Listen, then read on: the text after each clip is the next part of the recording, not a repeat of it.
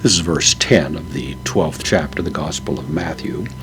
Matthew is gathering together certain accounts of controversies that arose between Jesus and the religious leaders regarding the Sabbath. He's just told us about a story in which the disciples had technically harvested, violating the Sabbath.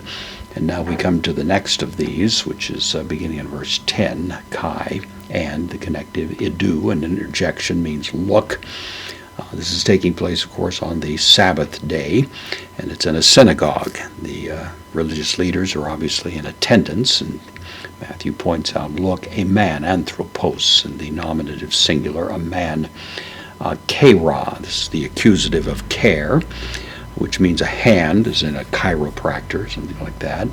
So behold, a man, a hand, ekon, this is a present participle, having a hand, and then xeron.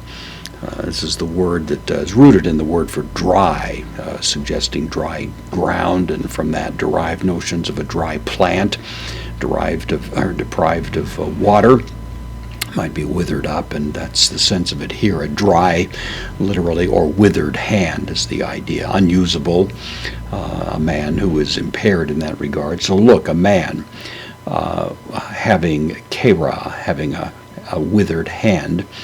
Kai, connective, epirotasan, from erotao, means to ask. Now the epi at the beginning of it adds a little emphasis to ask with some degree of insistence. More the idea of interrogating him would be the notion, third person plural, aorist active indicative. So they interrogated him or pressed him or asked him with a certain degree of force. Auton is the direct object and the accusative singular of the third person pronoun.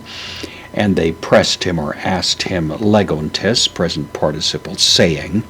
So they asked him this question, saying, and then a here normally means if. Sometimes it can mean whether, and that's probably the better sense here. Whether existen, word that means it is lawful. So whether it is lawful would be the idea. Is it lawful? If it is lawful.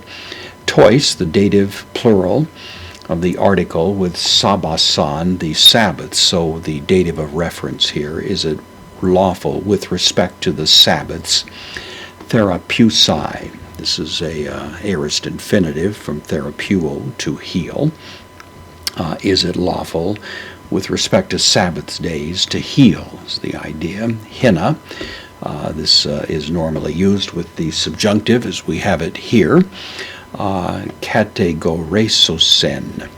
This is from kategorao. Of course, our word category comes from that. You might say, in some sense, they wanted to categorize him in the sense of being able to put him in a category, namely to accuse him, to say that something he had said or done gave rise to guilt.